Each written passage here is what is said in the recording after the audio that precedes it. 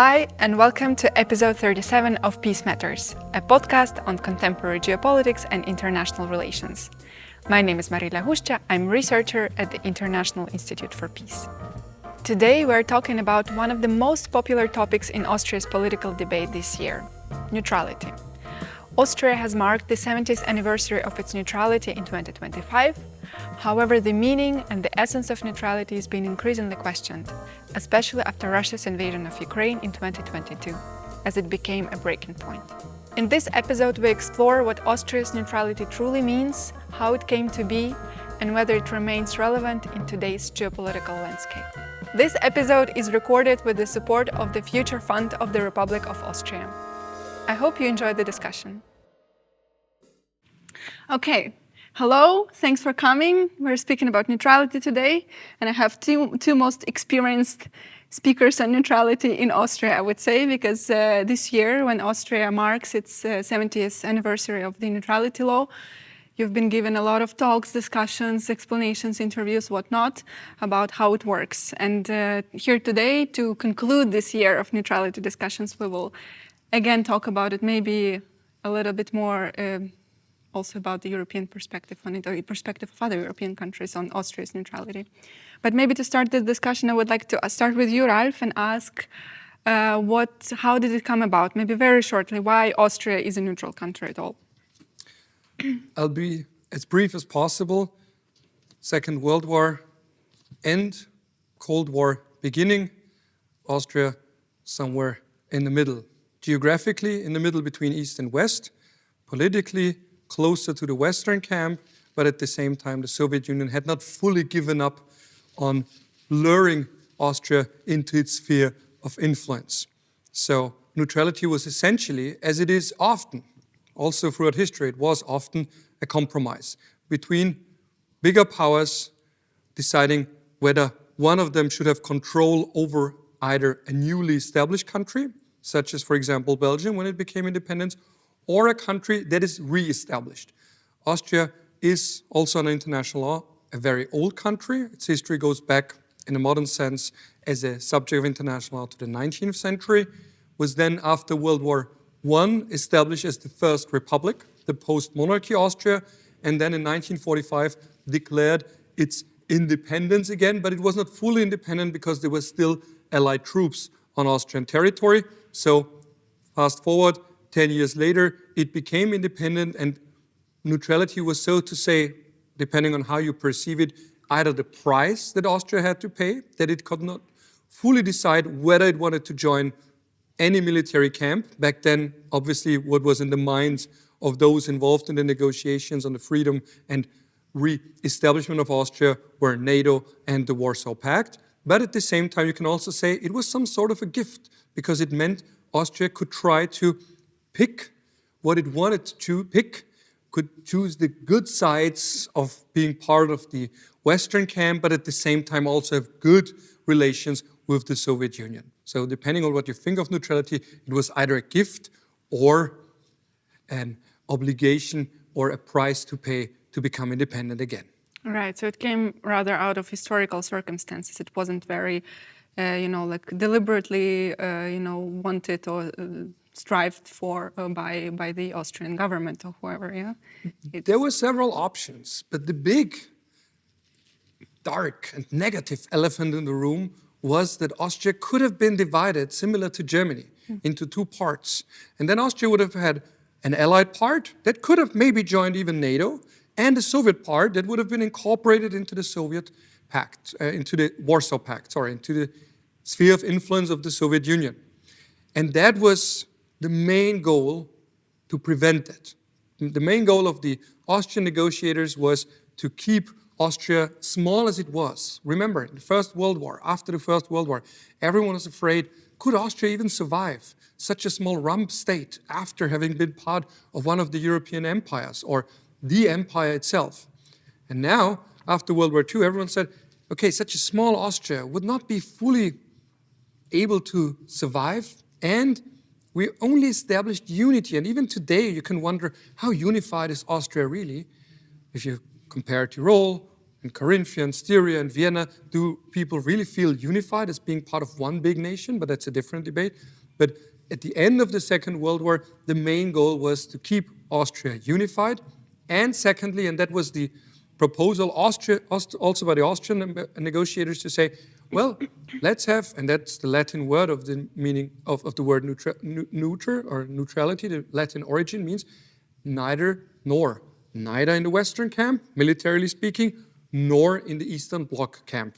We don't belong to anyone, and that was, and this, the Neutrality Declaration itself emphasizes a free decision, a sovereign decision of Austria to say, we don't belong, our military, more precisely, doesn't belong to either camp. All right.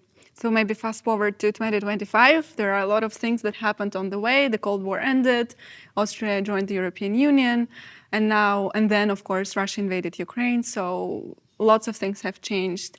So maybe I want to ask you, Christoph, to very shortly maybe say, what does Austria's neutrality mean today in practical terms? Maybe what is its core? I mean, maybe I think it's important at the beginning to say neutrality throughout its history in Austria, but also in other countries, has also changed in its function and in how it is interpreted politically, but also the legal frameworks, etc. So I would say neutrality, there's also a long period of a changing neutrality. If you look back in history,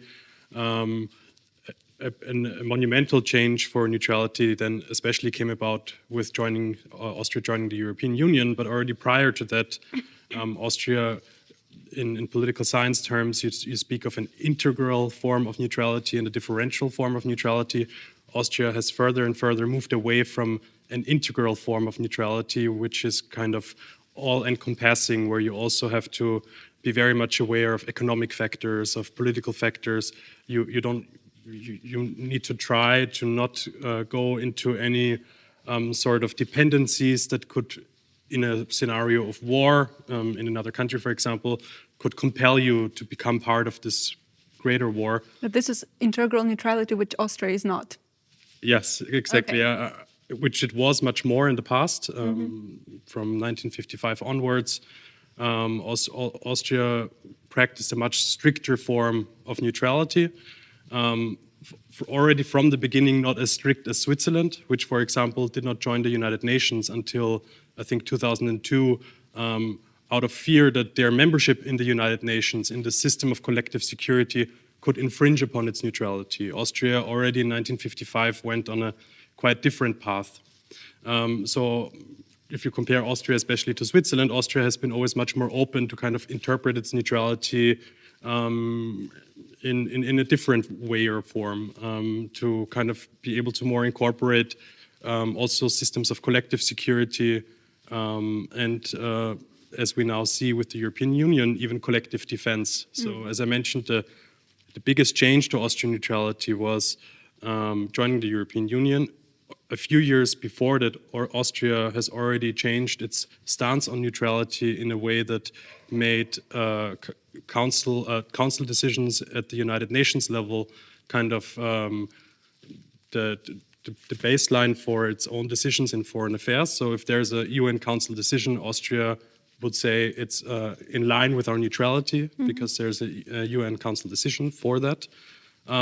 With later joining the European Union, this kind of basis for decisions when it comes to, for example, military interventions, as one example, was added by the European dimension. So nowadays, Austria bases its neutrality not as, for example, Switzerland does much more strongly on international law, on the Hague Convention of 1907, for example, but much more also on the EU level, also the UN level. And this was especially, this change kind of had its peak with the Treaty of Lisbon in 2009 and the introduction of Article 23J in 2010, where Austria kind of, and we have an international law or legal expert here who can explain that much better than I do, but what Article 23J in the Austrian Constitution, what this introduction essentially meant is that kind of Austrian neutrality law, constitutional law, is sort of overridden by EU law, the EU level, and EU Council decisions can sort of form the basis for Austria's action that in theory, or at least in perception, would go against a formal understanding of neutrality. So basically this means that it's a very flexible concept, at least if applied to Austria. Austria can even participate in all sorts of collective security arrangements within the European Union, at least. Maybe my question to you, Ralf, what Austria cannot do because it's a neutral country? There is one obligation that is left. There is less owed to Austria's neutrality and more to its still constitutional framework. And that's one law, a constitutional law on the competence or the possibility to send Austria's armed forces abroad. And this law says that Austrian soldiers can only be sent to peace missions or peacekeeping operations, either under the UN umbrella or as part of a EU-led mission. So, in other words, summarizing it in one sentence, we can send Austria's military to combat operations, even inside of the European Union. We could, from the perspective of neutrality, because, as you just said, we have adapted our neutrality somewhat. We say whenever the European Council takes a decision, whenever there's a council decision, then that's supreme, above our neutrality law. But we haven't changed our constitution to such a degree that would allow the deployment of Austria's military either to a non-EU country, to support a non-EU country directly with our military, or even an EU member. Mm-hmm. So if Lithuania or Latvia or Estonia or Poland is attacked, we can send the Austrian military. That's the last remaining limit. All else is possible. We can send weapons directly, even not only weapons that are produced in Austria, but also those that are owned by our armed forces, by the state. We could also train foreign soldiers on our territory. We can let military equipment pass through Austria's territory. We can also let soldiers pass through our territory if there is a council decision by the European Union. What we cannot do is send our own military into combat operations. Only peacekeeping, but not peacemaking or peace enforcement. Right. Can I ask a question here quickly? But doesn't Article 23J refer to the whole range of the Petersberg tasks, and doesn't that include then also peace enforcement operations, for example? That was the basic idea, but you need a constitutional basis to deploy Austria's military, and that's the so-called KSE BVG to translate. It's getting too legal. Without mentioning the article itself, and I don't know what would be a proper translation, it's basically the law that has the legal basis to send the military. You have a specific constitutional law saying when you can send the military somewhere abroad and under what circumstances. Mm-hmm. And this one clearly speaks of peace missions. Mm-hmm. So sending the military into combat operations, there is no legal basis. We would have to change our constitution with a 2/3 majority, even despite the constitution. Like, that's a bit the problem when explaining the Austrian constitution. You have the core constitution, and then you have constitutional laws. The core institution says everything adopted at the EU level overrides the old neutrality, but then you have the constitutional law that is more specific on the deployment of Austria's military abroad, and this one sets the bar by saying only peace operations, not. So in other words, our military is a peace military, it's not a war military. Yeah. That's very interesting, because if I think of Ukraine and you're saying that the only thing that Austria cannot do is to send troops to Ukraine, but there are so many other things that it also hasn't done because, or at least it was argued that because it was a neutral country. So there is this political element in play. So every party maybe, or the governing parties, interpret it in a way that suits them or suits their electorates. So maybe before we also go into the Ukraine issue specifically, I wanted to ask maybe you, Christoph, also to speak a little bit more about the perceptions in the population. Like what do Austrians think their neutrality means actually? I think if you look at polls, it's first of all very clear that there is an extremely strong support for neutrality. That hasn't changed much in the last decades. So it's always roughly 70 to 80% of approval for neutrality. Where it, however, becomes a little bit more diffuse is when people are asked what they understand of neutrality, what neutrality means to them, because then you can get really a manifold manifold answers and very different perceptions. So I think neutrality for Austria in general as a population is a bit of a whiteboard where everybody can project their own things onto it, whether it means that we are kind of a peace champion in the world and we are the diplomacy powerhouse in the world, a bridge builder, etc., or whether it means that it keeps us out of trouble and with the world around us becoming ever more tumultuous and unstable. Neutrality is kind of this security, this insurance that we are kept out of it. There's a yearly poll by the Austrian Ministry of Defense where they ask people a lot of different questions on security policy, neutrality, etc. And there they also asked, what do people understand of neutrality? And I think there were 20 different options to choose from. And the option that was chosen most got around 19% of approval. And the rest is really split across all the different options that people could choose. The second highest point was actually I don't know in the survey, but it just goes to show that there is really not a one-way answer or really a holistic picture of what people understand under neutrality.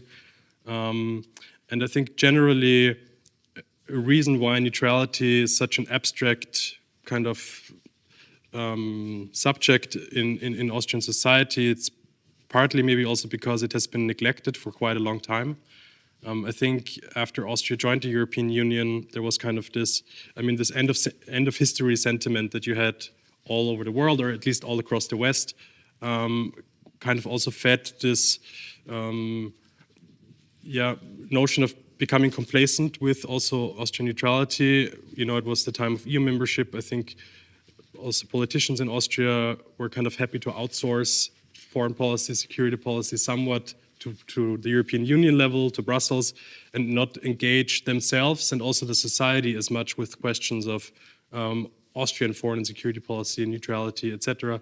So neutrality, let's say between the early 2000s and now the full-scale invasion in 2022, there was really a stagnation of a reflection on neutrality, of engagement with neutrality, and there was kind of just a sentiment, EU membership on the one side, neutrality on the other side, their compatibility, who really cares? It's not a problem for us now. The time of global wars and great power competition, etc., has come to an end. We are concerned with terrorism mostly, etc. What's the point of thinking about neutrality and EU membership and how this goes together, etc.?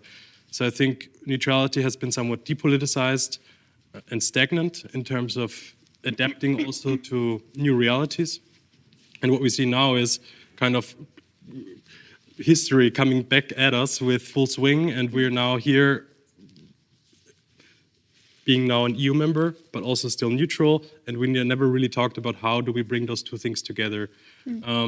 So I think it's also very challenging for also political representatives to kind of explain all the changes that have happened over the last decades or last 3 decades to a population that still lives in the perception of neutrality, which is very much Cold War dominated. It's like there's the East, there's the West, and we are kind of something in the middle. But the fact is we are part of the European Union. We have several obligations to our European partners, other EU members, etc. We joined the Common Foreign and Security Policy. So not in the middle any longer. No, but I think that's still very much in people's minds that Austria is kind of somewhat between the stools, so to say. It's even in our national anthem, like, liegst im Erdreich du inmitten. You're in the middle of the world. Okay, very ambitious. So if you're saying... Austrocentrism, sorry. If you're saying that the population doesn't have a very clear idea of what neutrality is, do politicians actually have a clear idea? Or if so, what do they do with that? I don't know whether they do, but what I do know is that they love using the concept to showing to the people that they're on their side. So the Freedom Party is probably, as an outsider, best at that. They do a very good job at conveying the impression that they're on the side of the people by defending our neutrality against Brussels, against NATO, against whoever inside of Austria might be a threat to our neutrality. So it's a nice tool for a politician, because you can always use it to, on the one hand, show you're on the side of the people, on the other hand, say you're interested in peace, or say both parties in a given conflict are wrong and we're the only rational one who says we're staying out because we think both of them are wrong. And that's the big change, however. The big change, or let me rephrase, the big change that has happened hasn't happened apparently in the rhetoric of the Austrian politicians. Because on the one hand, ever since the UN has been established, it said, no, it's no longer the old logic of neutrality. You already referred to the Hague Conventions from 1907. Their logic was, if there is war, maybe both sides are right or both are wrong, and neutrality simply means you stay out. The new logic, the one that goes back to the years 1928 and 1945, is to say, look, war is prohibited, always, and if there's a war, someone must have violated the prohibition of first war, 1928, or second, 1945, even the prohibition to use force.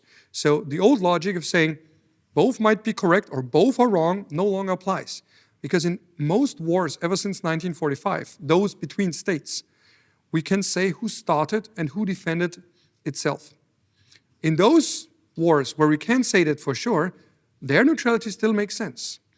Like, for example, if instead of taking sides with the wrong party, simply say stay out of it. If you don't have a clue who is right or who is wrong, better stay out.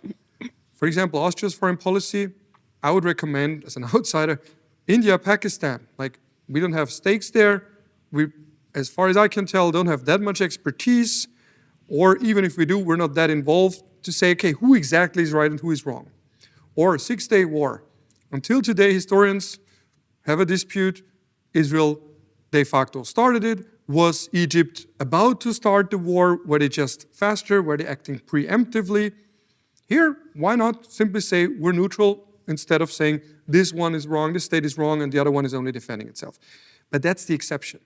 Most wars have been started by an aggressor and the other side is defending itself. And that's why, and you referred to it a bit earlier, Russia and Ukraine is so clear. We know that Russia started the war and Ukraine is defending itself. We don't only know that by simply looking at the reality, what is happening, but also because the UN General Assembly has adopted several votes that clearly said Russia is the aggressor and Ukraine is defending itself. So in these cases, neutrality means, oh, you're not taking sides, although everyone can agree who is the aggressor and who is defending itself. And that's where the problem starts, and this is the problem that I personally, and I openly admit it, have with neutrality. If it's clear who is the aggressor and who is defending itself, and you still say, I'm neutral, I mean, sorry for using a bad parallel, but it means that you see someone being beaten up on the streets, and you know who started the fight, and you're just saying, oh, I'm staying neutral, even although someone has started the fight and the other person was a complete innocent or didn't do anything wrong. That's what we have the UN Charter for, to say someone has violated the prohibition of the use of force, and the other party is using its right to self-defense. And you can take sides here. It doesn't mean that you have to send your military, but at least you can't pretend both are wrong or both are right, because they aren't. Not in the UN Charter era that started in 1945. As far as I understand, why sometimes neutrality is also supported, or how it's also sold to the population by some politicians, is that neutrality actually protects Austria from an attack from potentially of Russia, right? So if we now if Austria puts itself strongly on Ukraine side, then maybe it will be attacked. It's more likely to be attacked than if it stays neutral, whatever that means. Yeah. What do you say to that? Does it have any grounds, this argument? I mean, I think historical examples should prove that neutrality as such is not a guarantee for protection. So there have been neutral countries in the past. Belgium is an example. I mean, the Ukraine itself before has declared itself neutral. So I think that there is little evidence that neutrality policy just by being neutral is a protection against attack. Also, if you look at, there have been attack plans by the Soviet Union uncovered from archives, I think in the 70s or 80s, where you can see that in case of an all-out war in Europe, Austrian neutrality would have been very much infringed, and Russian or Soviet troops would have gone through Lower Austria, Upper Austria to Bavaria and further on. So I think just to claim just because we're neutral we are protected from attack is too short-sighted. I mean, if you talk about the example of if we are too supportive of Ukraine, we could be attacked by Russia. I think we are already quite supportive of Ukraine in our, let's say, in terms of financial assistance, humanitarian assistance, but also especially through the EU level. Most of Austrian aid has gone through the EU level. Also in terms of military support in the European Peace Facility.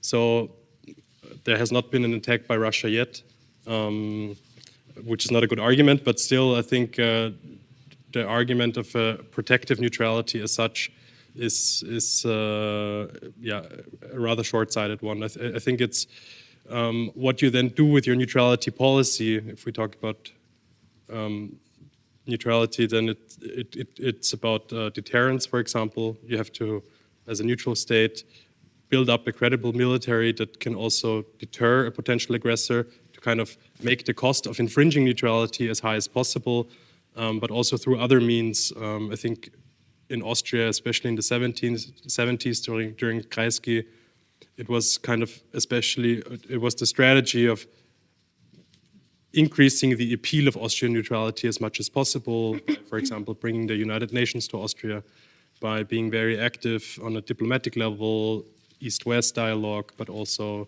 kind of the North-South dialogue, the Middle East, already back then, Israel-Palestine.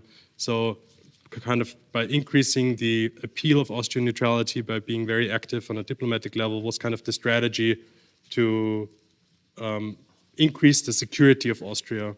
But it was not neutrality as such. It's then what you do with it that can. Yeah, I think this is also another thing that's very often gets connected. Yeah, that neutral countries are better mediators or better third parties in some conflicts. Can Austria be a better mediator than other EU countries? And is it perceived as such? And if yes or no, is it because the policy was weak, or is it because of circumstances that are out of the reach of the government here? In other words, did the Austrian government do too little to be a better mediator, a better neutral country, or were they just not able to do anything?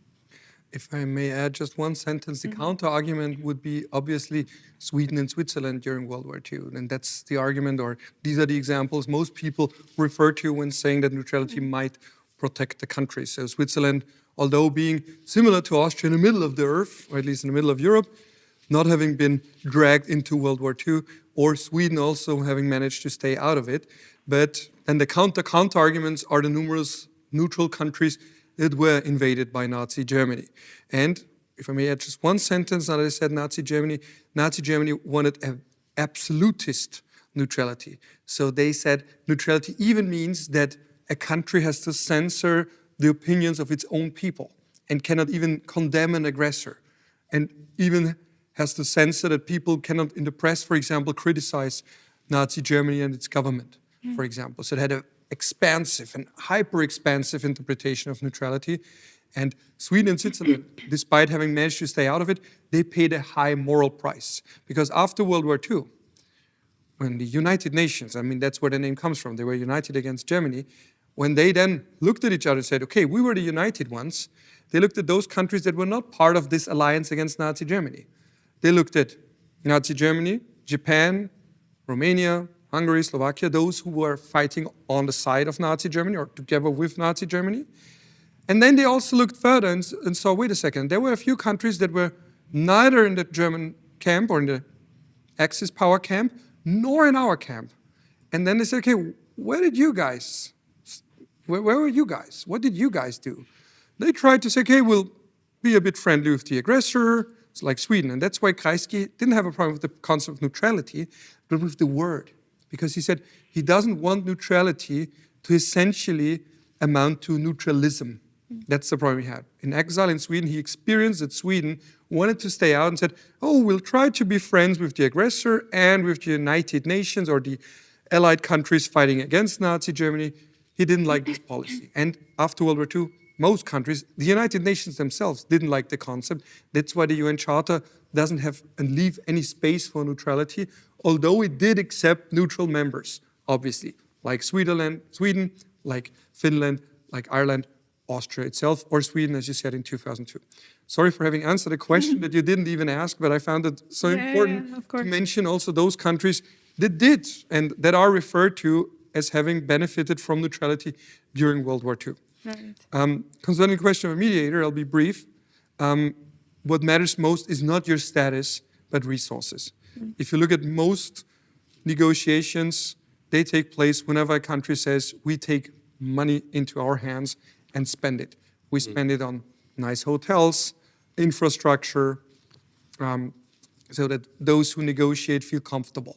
What also matters is geopolitical importance. If you look at, for example, the negotiations, Ukraine, Russia, Turkey, although being a NATO member, although having its own interests, and although not being neutral.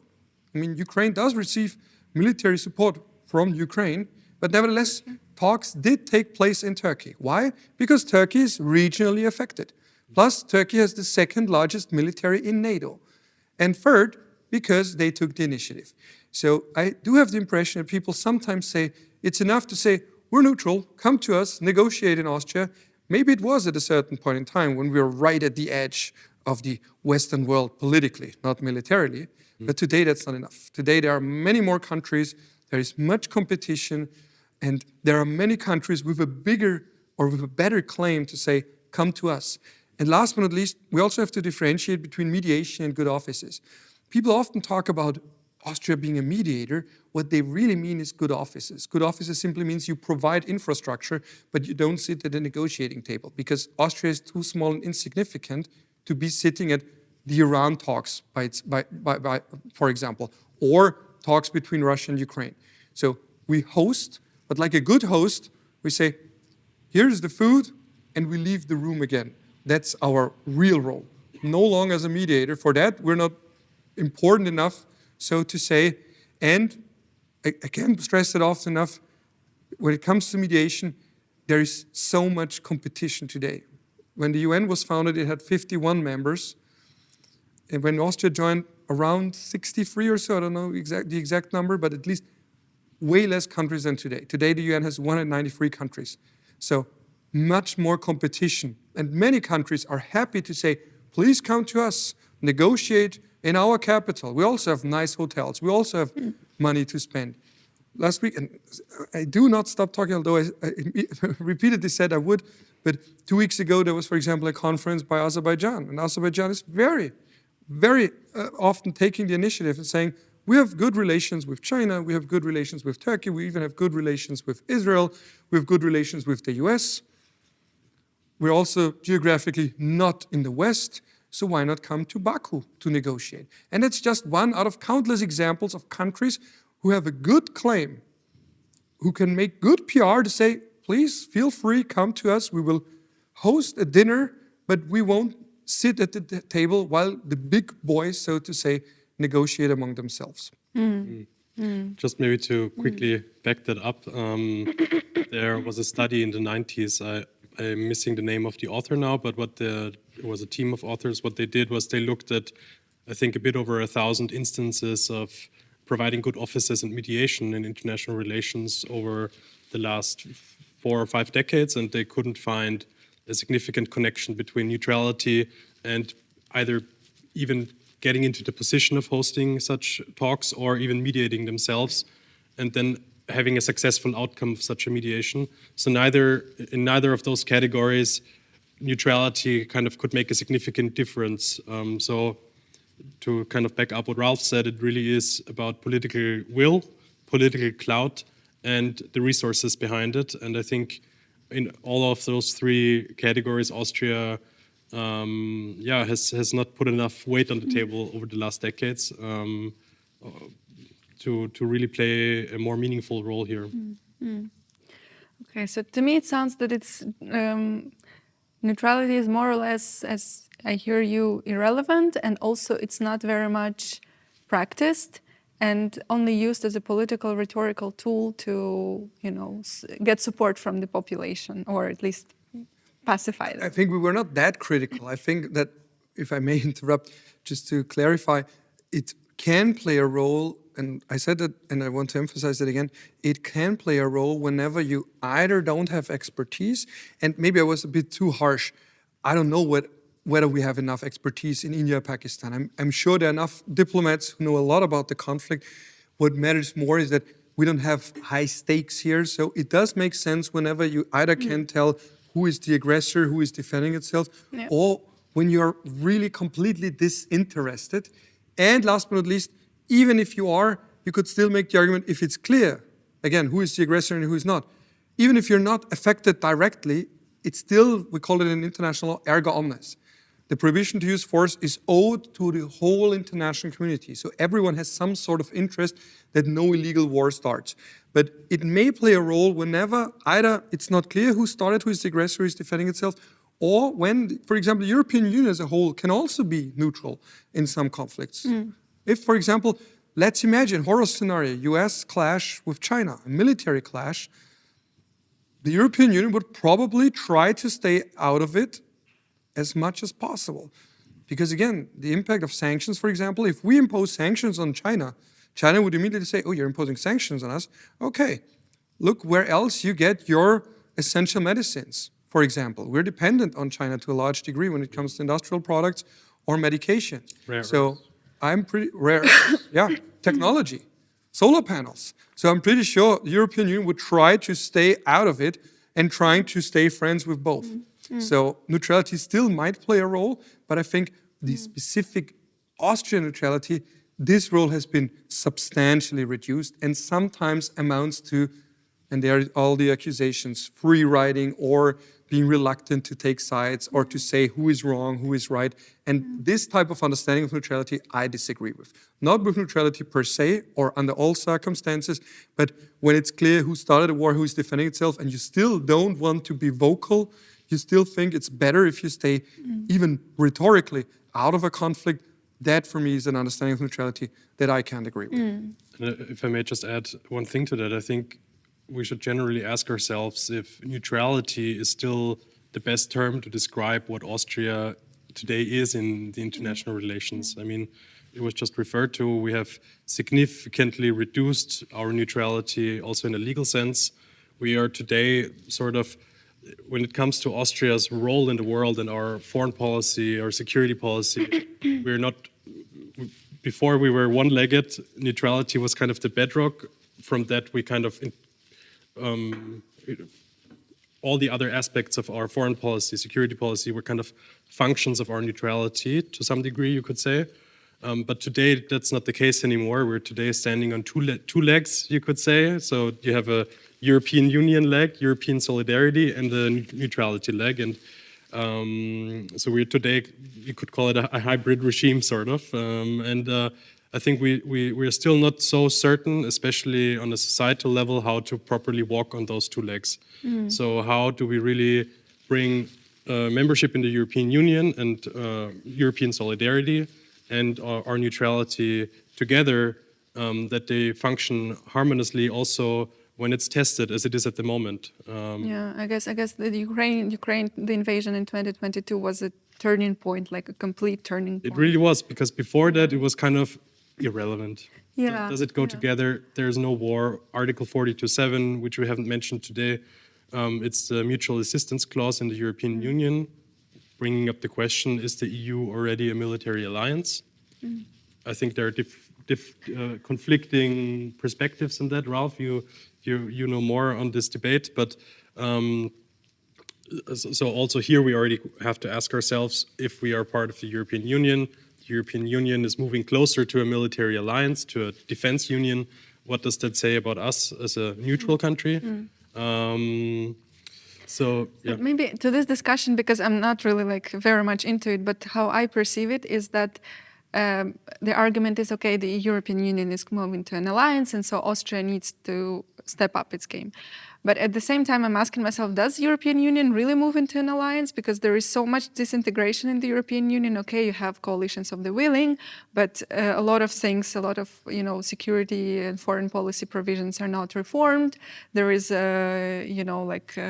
Hungary and Slovakia, the common examples, of why the EU is actually not integrating. So how do you maybe see it? Like, is it really like that critical as sometimes we're arguing? That the EU is going to be more unified than it was before? It really depends on how one defines military alliance. In the legal sense, it means you have a mutual defense clause, as you just referred to. In the European Union, with the Treaty of Lisbon, we have that. So from a legal perspective, it is a military alliance, regardless of PESCO, of military Schengen, as some call it, military cooperation. As soon as you have an obligation to assist another member of the alliance in case of an armed attack, it's a military alliance. We, and many of these debates, that's why I'm emphasizing we, are internal Austrian debates, also among academics, or also practitioners. We have explained to ourselves, and that refers to what you just said, this hybrid neutrality, or however one wants to call it, we have said we can even be a member of the EU despite the mutual assistance clause, the mutual defense clause, because it doesn't oblige us to come to the rescue of an attacked state, because there is something called the Irish clause. Ireland, another neutral country, emphasizing and insisting that as a neutral country, it cannot be bound to support a state that has been attacked. And the same also applies to Austria.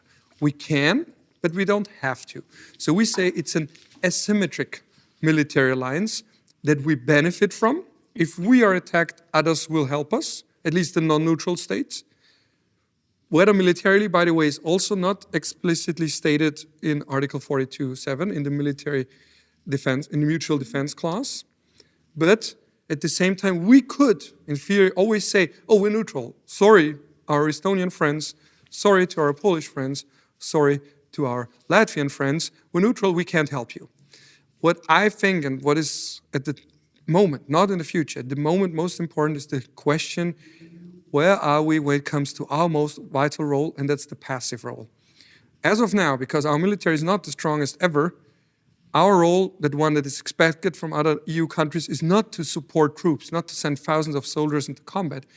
Our role, that one that is expected from, Germany expects from us, Italy, other partners, other regional, other countries in the immediate proximity of Austria, is to say, please at least don't stop military transports, troops that cross Austria's territory to travel or to go to a country that is being attacked. Because a strict reading of neutrality, and that's the heart of the debate, would mean that if we say we're neutral, we cannot allow military transports, be it from troops or weapons, through our territory. That would mean ultimately, and many haven't realized that, would mean that Austrian soldiers would have to prevent, for example, German soldiers or Italian soldiers from crossing their territory, even if they travel there to another country only to support it. So it would mean ultimately, and I'm being a bit polemic here, but that what it amounts to ultimately would mean that Austrian soldiers would have to shoot at German soldiers because they cross Austria's territory illegally on their path to help an attacked state. Because that's what strict neutrality essentially amounts to. You have to defend your territory. If you say, we're neutral, we don't allow soldiers from a belligerent country to cross our border, would mean that we have to shoot German soldiers if they try to cross Austrian territory, not to attack Austria, obviously, but only because it is the most direct route to help another country against an armed attack by whoever. So I make of it that it still boils down to the political will. Whatever clauses and legal commitments you have in whatever treaties, it really still matters what the political will is in the country. Neutrality really has boiled down to what do we want politically. Yeah. There's this saying by Pippi Langstrumpf, ich mache mir die Welt, wie sie mir gefällt. I create a world as I wish it to be. that kind of refers a little bit to the situation Austria brought itself to.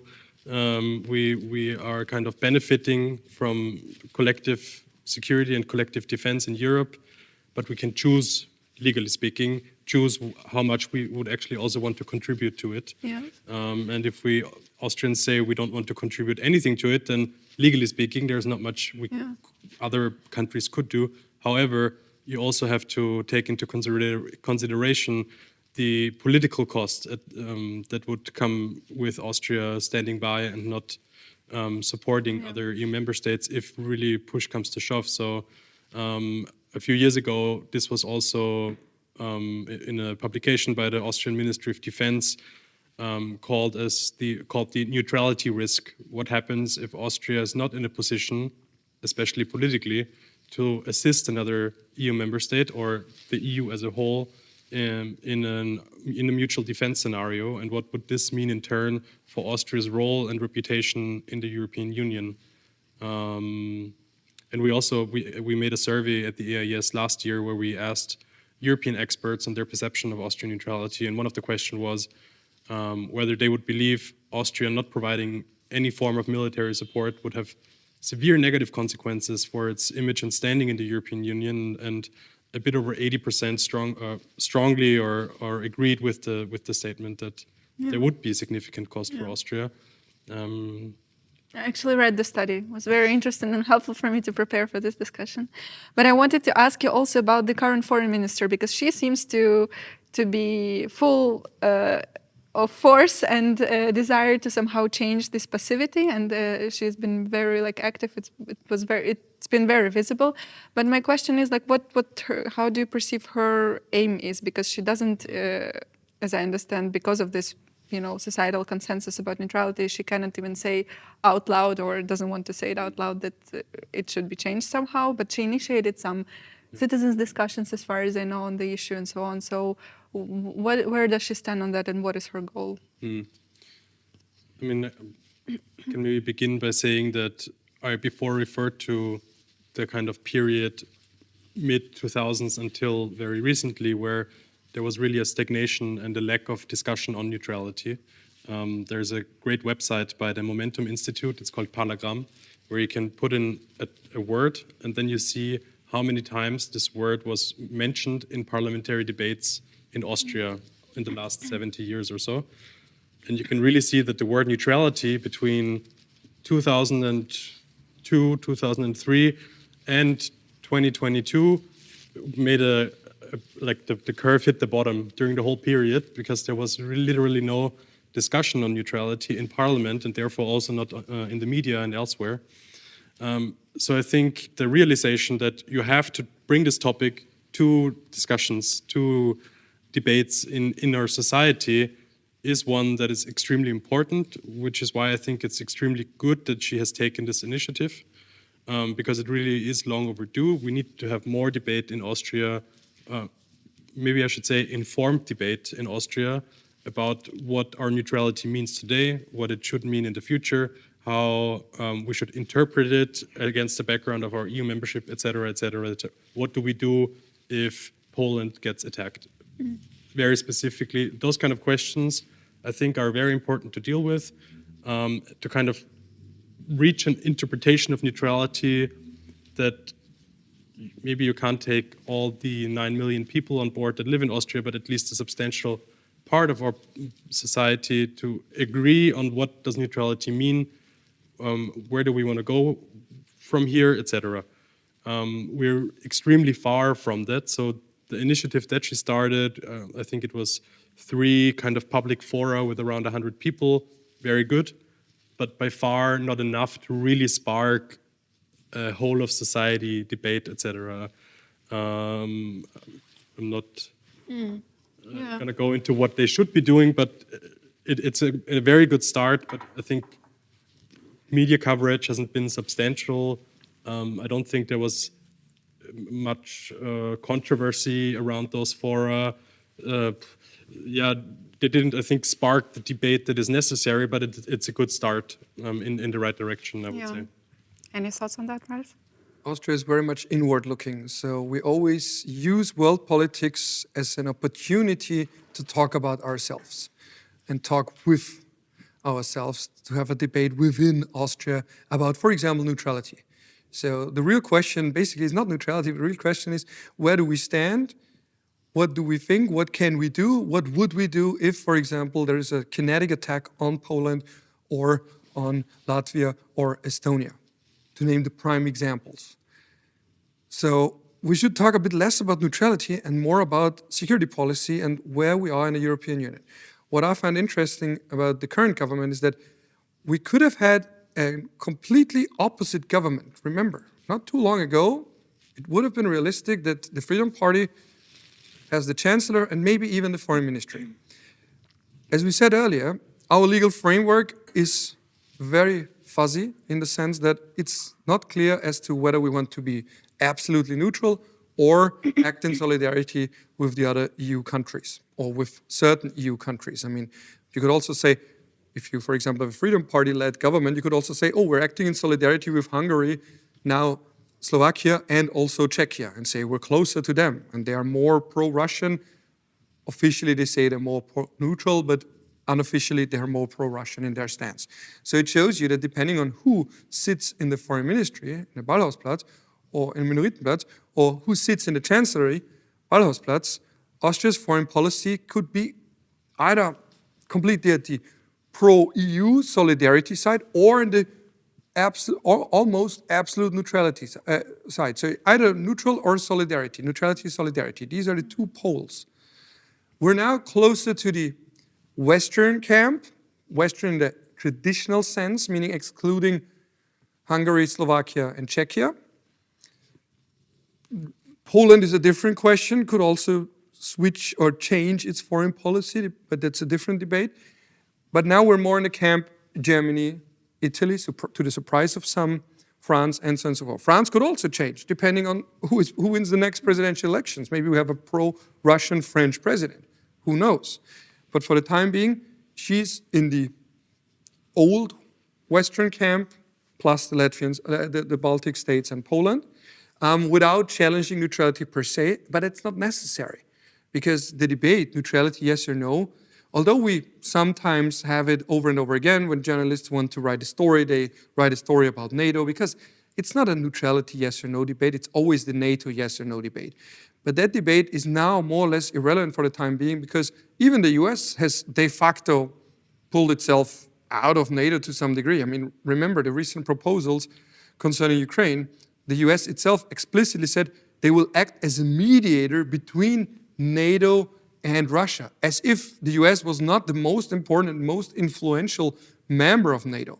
So with the US now gradually, and not only gradually, sometimes even at once, saying, oh, we're no longer part of NATO, or we reduce our NATO membership commitments, the real question is no longer NATO, yes or no. The real question now for everyone should be, where in Europe are we, and how much are we ready to contribute to a common European position? Because that's one topic we didn't talk about, and I know we don't have ours, and we would need ours, is now with the US being increasingly confrontational towards old Europe and more open to cooperate with those who want to reduce the EU to a mere economic free trade treaty without any political dimension and reduce its military side.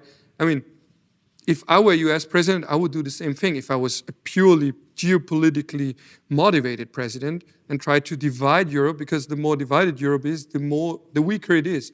And for a US president, the best thing that can happen is if Mr. Orban has to negotiate with me alone, if a hypothetical Chancellor Kickl negotiates with me alone, if Mr. Babiš has to negotiate with me alone, because then he's always the stronger party in negotiations. And that's what they want. And from a cynical, power-oriented point of view, that's a valid strategy. Divide Europe and then negotiate with every European Union member country individually, because then you're always the stronger side. Having said that, last sentence, and only one sentence, I promise. For Austria, the question is, do we want to pull ourselves out of the EU, not completely with an exit, but saying, okay, we're not on board when it comes to sanctions, common positions towards Russia, and do we want to be good friends with Mr. Trump and hope we get at least some sweet deals on the side? Or do we say, if we collaborate, if we cooperate with the other parties in the European Union, we might not negotiate bilaterally, but as part of the collective, be it represented by the European Commission or by individual European leaders, and say, this is then eye to eye? Or do we say, we're small and insignificant, and we hope that the big king or self-declared king or wannabe king in the US, and I'm sorry for being a bit polemic here again, we hope that he gives us some nice deals on the side. I think the more valid and rational strategy, and I think the way I talked is obvious, is to say, okay, we have to be as powerful or try to be as united as possible, because then you can have real negotiations instead of begging for some small, sweet deals. Yeah, well, it sounds like it's not only Russia that the European Union is confronted with, but also the United States at this and point. China. Yeah, And that's China. a different. So we're the and I only won't open ones. this box. Yeah, maybe not to end this discussion on a very pessimistic note, I'd like to ask you what you would wish happens in the Austrian neutrality debate, that it moves forward in something that's maybe realistic in the coming months. I think it would be extremely important for neutrality to be viewed from a much more sober perspective. Neutrality is attached with a lot of emotional feelings, a lot of hopes and wishes, what it should mean and should be, etc. I would wish that when we talk about neutrality, to approach it from a much more sober perspective and ask ourselves, what is its benefit in the current and potential future international environment? How relevant is it against the background of European integration? Where do we want to be as a country in 20 years, 15 years, 25 years?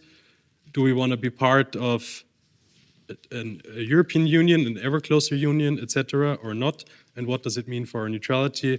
What does neutrality help us in terms of dealing with the threats, the very serious threats that we just discussed? This kind of, Europe is kind of facing a two-front war at the moment, at least in an ideological sense, with two powers wanting to dismantle the Union. So, how does our neutrality help us in this scenario, etc.? So, much more sober, much more informed debate, which I think needs an act of many different actors in Austria to get there. Yeah, Ralph, what do you say? I sometimes feel like we're stuck in primary school. So what do I mean by that? We sometimes, when we speak about neutrality, we settle whether 2 + 3 is 5. So we talk about very basic questions of neutrality and about emotions. And that means we don't even come to the stage of more complex mathematical operations. But that's where we need to get at. We need to answer and also address realistic scenarios. As I said earlier, will we prevent German, Italian, or other soldiers from crossing our territory to help countries that are being attacked? Would we say we are not sending any of the new fancy equipment we just bought for our military to a country that needs it urgently because it is being attacked? What do we do in the cyber realm? What do we do in the PR warfare realm? But we don't even get to that stage, because the debates that we're having in the public is often, oh, we're neutral, we don't want to do this or that. So again, we're still stuck with 2 + 3 or 2 - 1 is 1. But these are the questions that we should have answered decades ago, and we did answer these questions decades ago. And in your survey, and I found that interesting, this one focused on the experts. And we see a huge gap between those who work with neutrality as diplomats, for example, or as academics, and the general public. So I would say, let's leave the neutrality word leave it on the side for the moment and say, okay, let's ask and address repeatedly in public, in newspaper articles, realistic scenarios, and what would we do in such realistic scenarios? Would we shoot at German soldiers who don't attack Austria, obviously, but who cross Austrian territory, who want to cross Austrian territory? Do we use our military to say, no, you cannot cross our territory?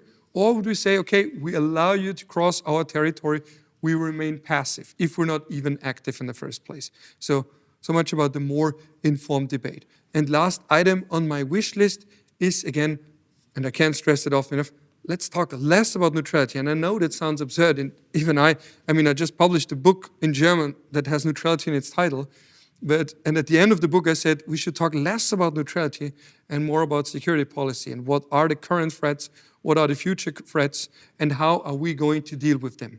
Because right now we're having an emotional debate.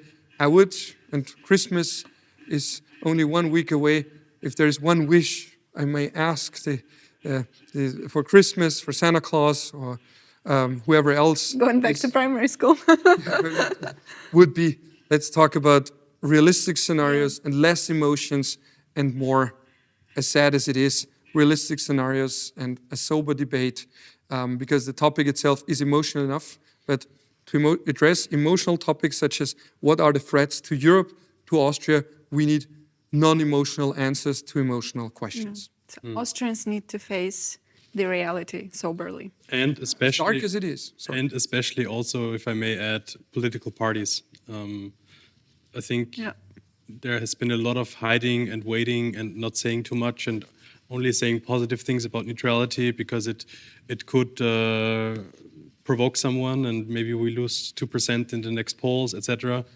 I think it would be really important for all parties to step up and share their opinions, their honest opinions, so we can get a discussion going. I think it's not helpful if we just repeat the same sentences about how glorious and how helpful neutrality has been in the last decades, but to, again, in a sober manner, talk about opinions and provide for a more honest debate in Austria. So let's hope that the Christmas break will give us all the courage to do what we have to do. Thank you very much for this discussion. Thank you. Thank you for the invitation. This was episode 37 of Peace Matters. If you enjoyed it, put a like and subscribe to our channel, and see you next year.